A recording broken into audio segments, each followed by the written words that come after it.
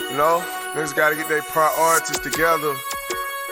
Got their mind on the wrong things, spending their money in the wrong way. Trapaholics, real trap shit. Say you need that car with the rims and a trunk, just like Jim. It's more to life. Yeah. I'm telling you. Talk to him. Say you need that LV bag with the belt and the hat. That's all you got though. It's more to life. Yeah. Talk to him. Real. Say you wanna turn up at the club, like some bottles, impress them girls. It's more to life. Fucking everybody. Yeah.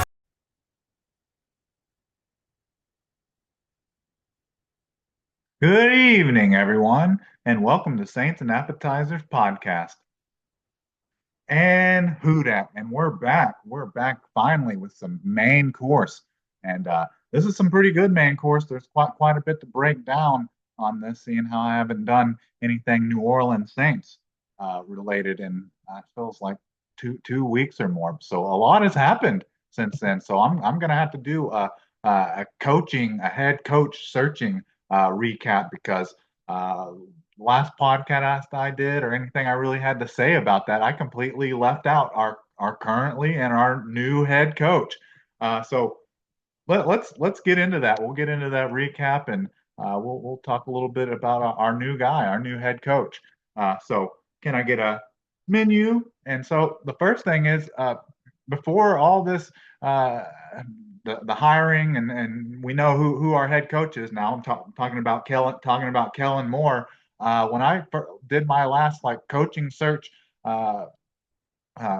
recap or who are the available candidates still, I completely left Kellen Moore off the list. His name never really even crossed my mind. I heard the name, but then you see all the stuff about can't really talk to him until after the Super Bowl or after the NFC Championship game. So I just kind of, that kind of just kind of slipped my mind. Kellen Moore did, but before Kellen Moore finally got the head coaching job, I was thinking about Mike McCarthy. I was just wanting your fat, boring version of Sean Payton, just going record wise and playoff success and the one Super Bowl champion. But no, it ends up being Kellen Moore because then, at the almost like the date of us kind of knowing that it's Kellen Moore, we have guys like Joe Brady pulling out of declining an interview, Cliff Kingsbury declining an interview, Mike McCarthy declining an interview. So we get this narrative coming out that just nobody wants to coach the New Orleans Saints. No one wants one of the 32 head coaching jobs because the New Orleans Saints is just not good. They have no quarterback. They have an old roster. They have bad cap situation. So no one would want at least a fivefold increase in play if you're coming from either a defensive or an offensive coordinator. So it just starts to kind of get a little embarrassing. Are we going to have to settle for a Mike Kafka? Are we going to have to settle for an Anthony Wheeler? Or are we just going to go back to Darren Rizzi, which low-key kind of would have been kind of fun and kind of interesting a little bit, because if nothing else, that's definitely something that Darren Rizzi brought to this team is at least interest, and any toilets in the head coach's locker room or office better look out. But I guess we don't need to worry about that too much anymore. So after all said and done, we're hearing that the Saints' job is so bad and this and that. But then it turns out, that refueled and ignited my interest in the Super Bowl once I found out that it was looking pretty sure that Kellen Moore was going to be the Saints head coach. So thank you for that, because I had zero interest in the Super Bowl until I found out that Kellen Moore was going to be the head coach. And then when I found out that, I was like, go Eagles. It'd be nice if they don't get shut out or only score 10 points in this game. And they did far from that. I think for a playoff run, they scored the most points ever, 153 or maybe it was 193 points in their playoff run, Super Bowl included. So So now we take a step back now, of of of like potential candidates and who was the hot commodity on the market when the coaching hires and all that began. Like I step back and I look at Ben Johnson, and I guess Aaron Glenn are the two that I kind of look at because they're coming off of a really successful popular team in Detroit, the Detroit Lions, and some of even with Aaron Glenn, you still got some of the Sean Payton coaching tree, but you get these guys that they got a good excuse. Basically, they just kind of excuse their playoff exit while yeah, they got one and done in the divisional round as the number one seed, but they could excuse that all as due to injuries and stuff. But then seeing Kellen Moore, if Kellen Moore would have been available during like the same time, but had the statistics or had the trophy, had that part of his resume that he's a Super Bowl winning offensive coordinator that scored 40 points on the Kansas City Chiefs in the Super Bowl. For some reason, I think the desire and the want for these other teams that had already hired their head coaches now would have been similar to Ben Johnson or would have been similar to Aaron Glenn, guys that were looking to become first time head coaches. I kind of left Mike Vrabel out of there, and even Mike McCarthy, who didn't ever sign anyone. So I'm taking this as a Saints fan, a who dat. I'm taking this as a win, a win. We got our young 36-year-old offensive play caller, offensive mind. Like that's what everyone was wanting originally. Like the first head coach to sign was Mike Vrabel, but the one that was the hottest on the market was Ben Johnson. So I don't really, just laying them over each other. I can't see any difference, honestly. So I'm good with the Kellen Moore hire, and I'm so grateful for it happening and the little bits and pieces that came out about it. Couldn't full on say that he's going to be the new Saints head coach because we're trying. We know how Roger Goodell's always looking and after the Saints and looking for them to slip up so they can do anything to suspend some players or take some draft picks. So they kept it very very tight-lipped and close to the vest when doing that.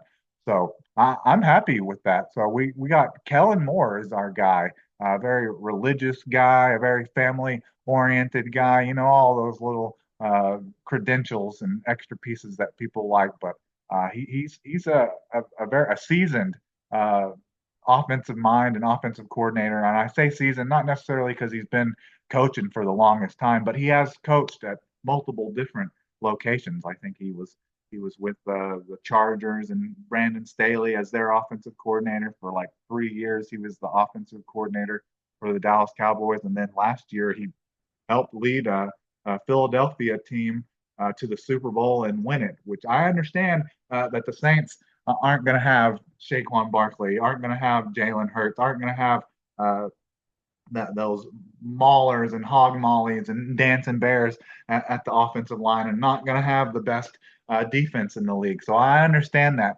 but just any little bit of hope or glimmer of hope is what the Saints and Saints fans and Hoodats need right now, and we definitely got that from this Super Bowl. And maybe when the draft comes around, we'll maybe try to build towards Philadelphia like success. So we have Kellen Moore signed as the head coach, and then he had his opening day presser, and he's always expected to be asked certain questions, but we'll just kind of go over kind of. He was asked questions about Derek Carr, and basically he just kind of mentioned how Derek Carr is a respected player in this league, and he's a respected starter, and he's a top player in this league. But when asked if that's going to be like your quarterback, he didn't really answer. He was just kind of giving Derek Carr his flowers without saying, "Oh yeah, Derek Carr is the leader of this team. Derek Carr is my starting quarterback for this team." Like no doubt about it. Like he didn't say anything about that. Like he he had opportunities.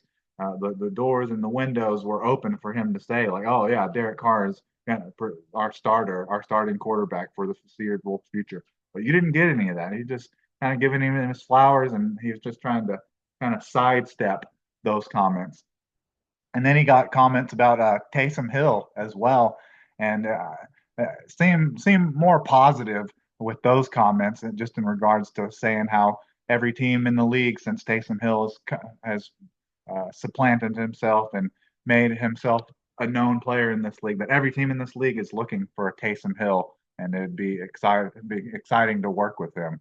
So a little more confidence in some of those comments, but never really know what a 34-year-old Taysom Hill back coming off of his, I guess, say, up there with his most serious injury he's ever had. So once again, just kind of saying some nice stuff, but not being overly committal. But then there was Alvin Kamara, who we know should be a Saint. Out of those three guys, Derek Carr, Taysom Hill, and Alvin Kamara. Alvin Kamara should definitely be on this team next year, like no matter what, because he just signed the new 2-year extension during the middle of the 2024 season. So I mean, the Saints have him for the next 2-3 years. But yeah, he was very complimentary of Kamara too, saying how he's like one of the best running backs in this league, and he's just an explosive and unique player to this league, and just another thing, just giving his flowers, and sounded like definitely likes Alvin Kamara. And the Saints are picking number 9, and what brought the Philadelphia Eagles such great success, and probably took a little bit of the load even off of the play calling of Kellen Moore, is having such a great running game. So now the Saints are slotted at number 9. Are they going to be interested in getting Alvin Kamara some more help? Maybe Austin Genty, or maybe wait to the later rounds, the second and third round, Cam Skedaboo. He'd also do probably a pretty good job of also replacing Taysom Hill, one and the same. So those are some of the comments that we got from Kellen Moore. I don't think he's wanting to show his full hand yet, but you kind of have to do those press conferences. But then after his press conferences, and maybe even during the press conference, you have like Saints media people and people on Twitter like dissecting like his vocabulary and his mannerism. It's so weird. Like people talking about, like, I guess he starts off a lot of his sentences with like an yeah, and then it says to answer a lot of questions with just a simple like yeah, yeah.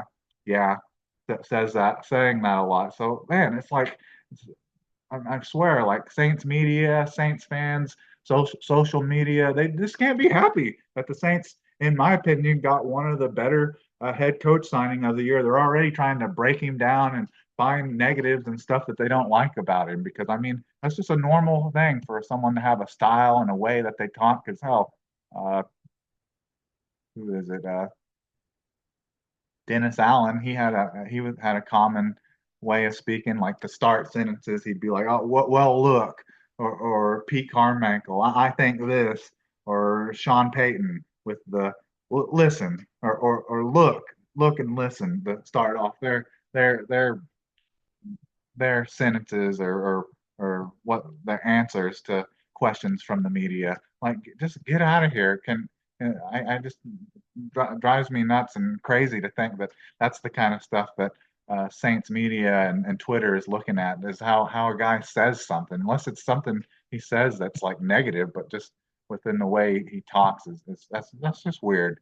Quit it. The Saints media people out there need to stop that kind of crap, because you're already trying to tear our new guy, our guy who should, with the type of team that he has, he should be accepted. He should be trying to accept him and understand that he's going to get a little bit more leeway coming into a team that's as bad as it is. So let's not try to look for other things to dissect and try to start hating him for no reason. because this should be a 2 to 3 year process before we're really expecting them to be any good. Even though teams definitely can go uh, worst to first or first to worst, and especially in the NFC South. But let's try to back our guy. Let's just try, at least at the moment, try to just release stuff that's just positive about him, not in the fact that you think he needs to take a speech class. And then so that's the media dissecting of our guy, Kellen Moore. And just a couple little more notes here is we just talked about like maybe the Saints possibly drafting a running back, which I think they need to, regardless of anything that happens with Alvin Kamara or Kendra Miller or any of those guys. They need more bodies and need, if nothing else, healthy bodies, durable bodies at the running back position and some juice. They just need some juice there. Uh, Kendra Miller could give it to him, but he just can't stay on the field. So for a nice re-signing and a Saints fan, LSU fan signing that people probably are happy about and were liked got to see a little bit of him play again at towards the end of last season, and that's Clyde Edwards-Helaire, the LSU product, the national championship product, has re-signed a 1 year deal, and I'm happy to see that because he just kind of fell out of favor in Kansas City and just seemed like he kind of lost his motivation and his his real drive to play football anymore when he was with the Kansas City Chiefs. But he seems like he's really excited and really wants to perform for his hometown city and where he played college ball in LSU as well. So the Saints already making some little bit of moves, but they definitely need to have more, especially at the running back position. I'd love to see them draft a running back, Cam Skediboo, and with the Saints being like not having great depth and not being really good at any position coming into this draft, I'd be okay with them drafting even Ashton Genty with their first round pick if there's not a better player for another position. But for the Saints, they can go BPA at any position, and it's a position that'll end up helping them and probably being a starter. So I'm good with it. And then so that's the Clyde Edwards-Helaire signing. And then we had Darren Rizzi.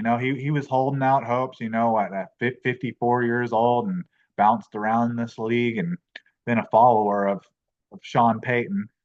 He was holding out hope that possibly the Saints would end up, I guess, all their options would fall out of play, and then Darren Rizzi would have been the Saints' new head coach. But he waited for the Saints to announce Kellen Moore, and now he's such a great special teams coach. At the end of the year, he seemed like he was able to curse like every kicker they played with blocked kicks and missed kicks and shanked kicks and things like that. So I feel we're definitely losing a great coach in Darren Rizzi. I would say he's probably right up there with one of the top five special teams assistant coaches in the league. But he's going back and teaming up with his boys, Sean Payton, Pete Carmichael in Denver. The Denver Broncos have signed Darren Rizzi. So that out of all this, that's kind of how it's played out with the Kellen Moore, and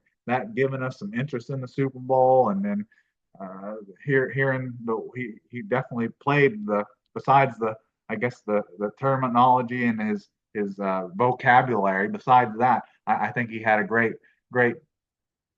press conference, and he did great in bobbing and weaving and answering these questions about some of the questionable players that have some question marks by him. So, but out of all that, the one thing that kind of makes this a bummer and makes this kind of sad is the fact that they'll lose Darren Rizzi, but at the same time, their costs for plumbing and stopped up toilets will go down. So he definitely made a mark for himself in the last half of the 2024 season, and definitely some memorable moments, even when it was during kind of a dark times for the Saints. But anyways, that's about all I have for you.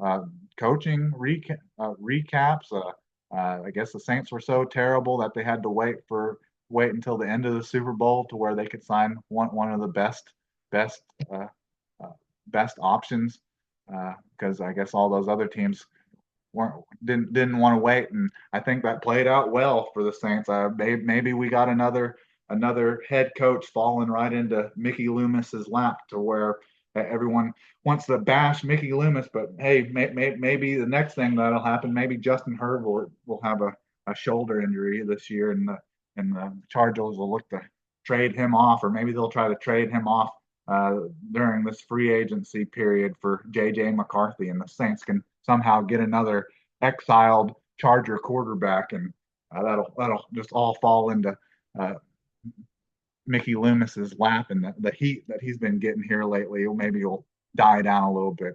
But anyways, I think that's about all I have for you. So who dat? And can I get a check, please?